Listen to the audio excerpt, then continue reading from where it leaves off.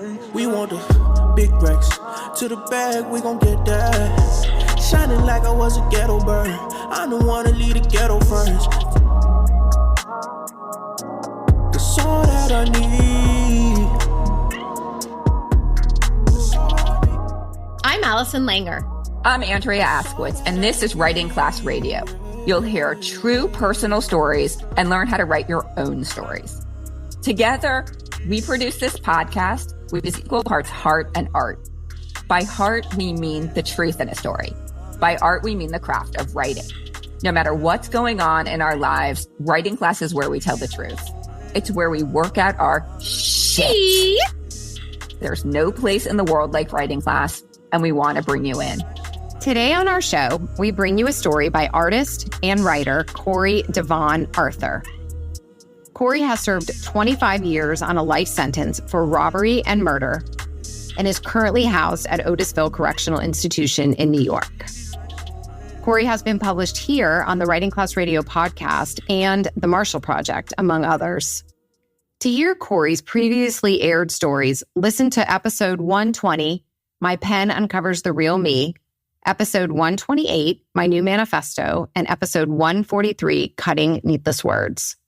Today's story really drives home the importance of being vulnerable, and we talk about how often it takes writing with people you trust to get to the deep shit. You'll understand what I mean after you hear Corey's story. And as you listen, I also want you to notice Corey's excellent use of metaphor, which is not easy. So what is metaphor? And how is it used in a story? Okay, so metaphor is a literary device used to compare two unlike things. So in this story, Corey compares himself to a broken black crayon. And we'll talk more about Corey's use of metaphor after he reads his story. Back with Corey's story after the break. We're back. This is Andrea Askowitz, and you're listening to Writing Class Radio. Up next is Corey Devon Arthur reading his story, Broken Crayon.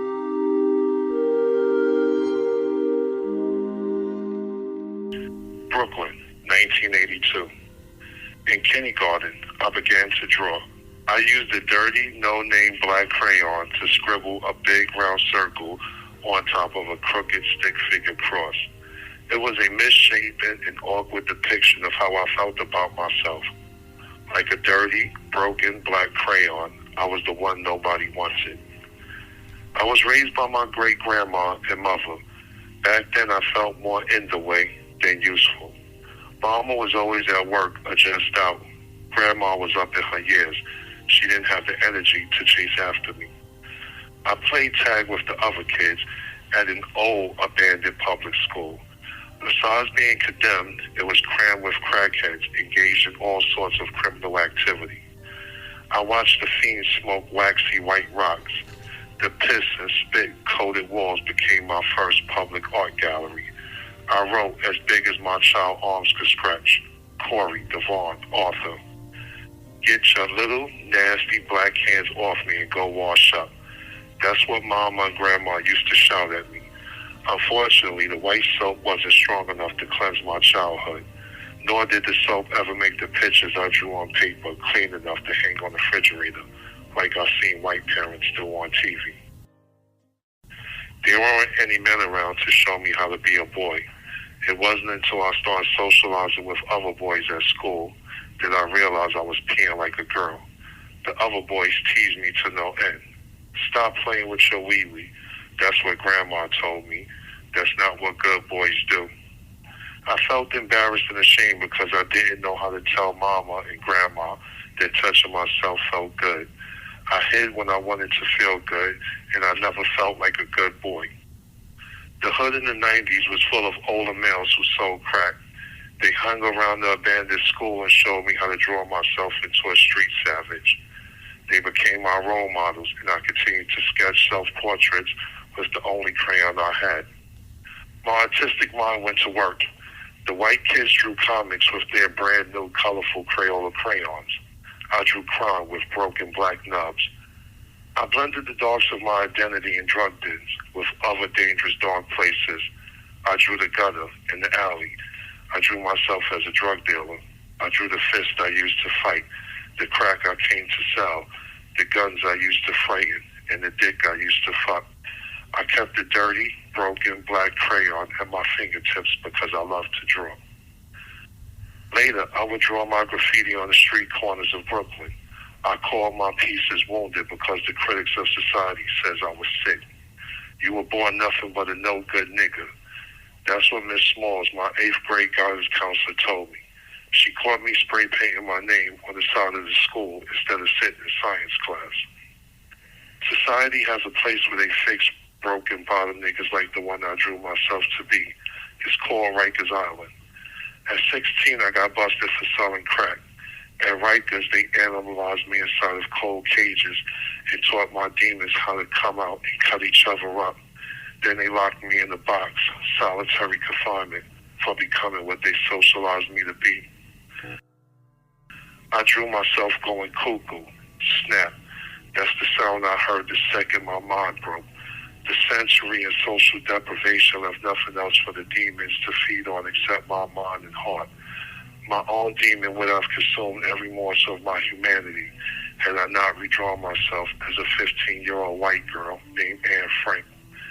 Despite Anne being 15 and me being 16, we were just two teenagers being oppressed and killed slowly. During my 2 years at Rikers, I was able to reimagine enough of Anne Frank's diary to save what I could of my diminishing humanity. I didn't want to lose my sanity in solitude, so I slipped some of it in between the pages of her diary. While there, I saw Anne suffering in a way that showed me how to survive and fend off the savage I was becoming. Anne found a way to color kindness within the cruelty that kept us confined. Anne kept me alive. Unfortunately, Anne couldn't save me on the day it counted the most. A year after my release, at 19, I participated in a robbery with 2 other men that resulted in the death of my former 9th grade English teacher. I didn't draw the gun, I didn't fire the shot, but his blood is still on my hands. I went into Rikers a broken street thug and left an angry monster. In the winter of 1998, at 20, I shuffled into Attica Correctional Facility, chained and shackled, with guns pointed at my head. The prison guard at reception said, "I was born and bred to break niggas like you." The prison guard saw I wasn't shook, so we began to shake. The snuff, stomps, and slaps didn't stop until the officers were sufficiently satisfied that my slumped body resembled that of a slave.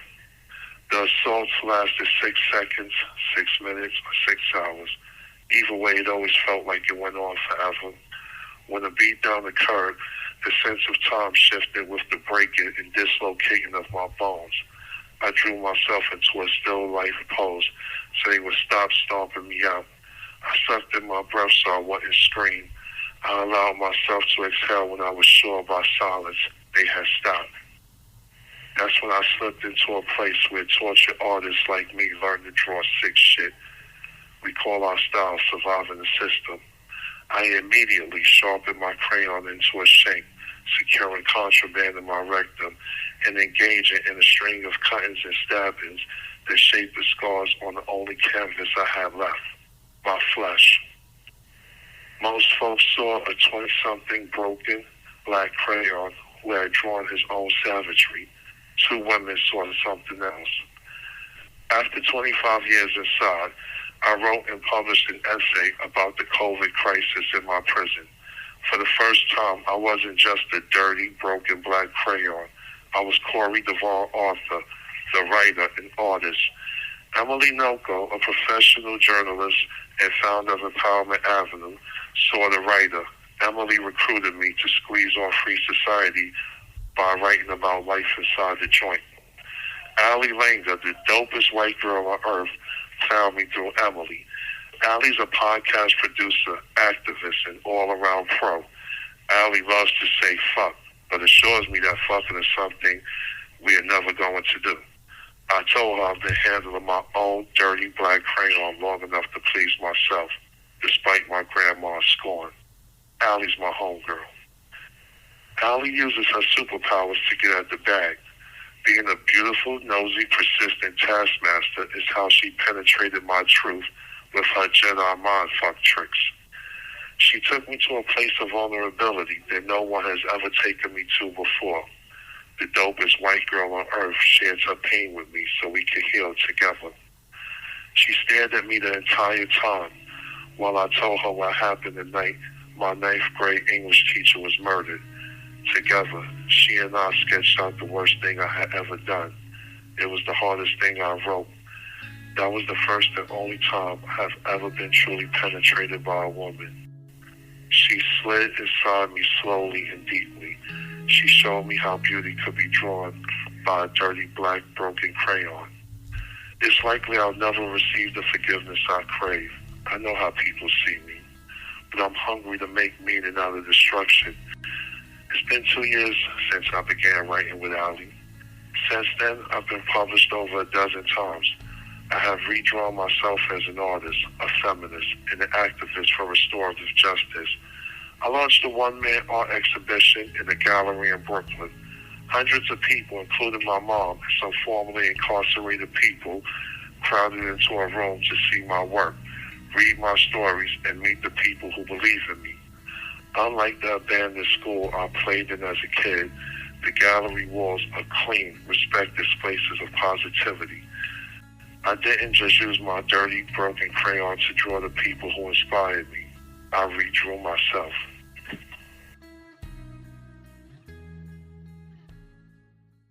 This time when I heard this story right now, first of all, whenever I get to the end, and this is, so I've read this before, but I love it so much. I love the way he talks about you, but I want to get to that in a second. I feel like it's like, I don't really always understand metaphors, and I hope I'm not getting this wrong, but he is a black crayon. That's a metaphor. That nobody wants. Mm-hmm. A stub. Broken black crayon. And then the language of drawing he weaves throughout. And that is so well done. Yeah. Well, I'm a little close to this, especially, I mean, it feels a little uncomfortable to hear like all the praise and then to have it to be airing it. So I rather step out for a second and let you sort of give us more of your. Well, I'm sorry. No, go ahead. Yeah. Let me then just talk about the very end, because that's the part where, okay, let's not be so self-serving, but I want to be, because, well, one, it's not about me, so let's serve you. But the way that he described what happened when you were his teacher is fucking stunning. The two of you sketched out the worst thing he ever did. So he uses that language, sketched out. He was like, this is the closest thing. This is the only time a woman has truly penetrated me. And I mean, it's a little tiny, maybe could seem scary, but no, I don't think so. Like, he's really just saying writing his truth was the most vulnerable thing he's had to do.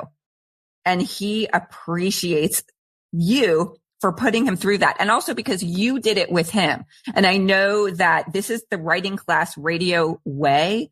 We are always students and teachers, both.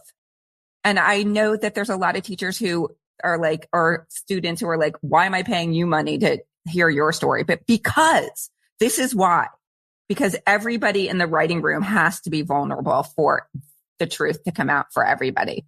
So congratulations, Allison, for doing that. And congratulations to Corey Devon Arthur for kind of like going for it. It's so hard. And then showed me how beauty could be drawn by a dirty black broken crayon. So he turned around, like he was using this crayon to like draw ugly shit his whole life.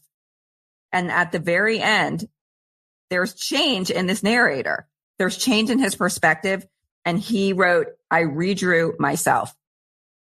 You know, I know that you've heard me say this a million times, that like once I started going into prison to teach these guys to write, and I felt like every time I left, I wasn't doing enough. And I still feel that way. But when these guys, Corey in this instance, pours out their heart and can show me how much I'm helping them get through their sentence or their life or whatever it is, it does make me feel like, all right, I'm touching one person. Not enough, but at least it's one person that isn't suffering as much. And I'm not saying it's even me. It's just a person believing in someone who everybody has given up on. So this guy had two people. He had you and he had Emily Nonco from Empowerment Avenue. And because of that, he wrote he's gotten published a dozen times. He redrew himself as an artist, a feminist, an activist. He launched a one-person art exhibit that you went to. In Brooklyn. He's touched hundreds of people.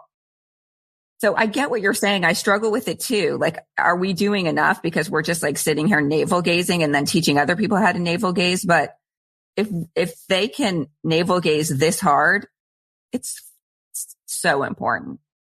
The other thing I noticed when I listened to it this time, and I noticed this about him and maybe everyone, is that, so this guy I know from previous stories has navigated his life with sexuality. That's how he got people to see him, to assimilate with other people, white people, right? Rich people. I don't know what you mean. What do you mean? So he grew up on the streets, but his 9th grade English teacher, the man who was murdered, was a friend. And so was his community of other, sort of New York, wealthy folks who were in the drug scene and the sex scene. And they took him on vacations and, they all had like orgies and sex. And it was very sexual to feel accepted.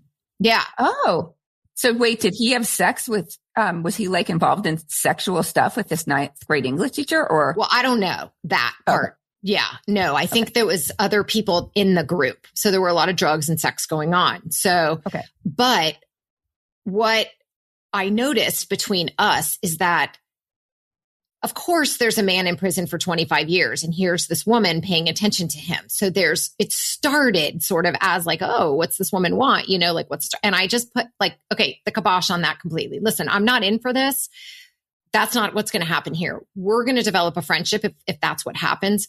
But let's just take that off the table so that we can be who we really are. And I think sometimes when sex is involved or there's, we hide behind things. We don't want that person to know, but there was none of that.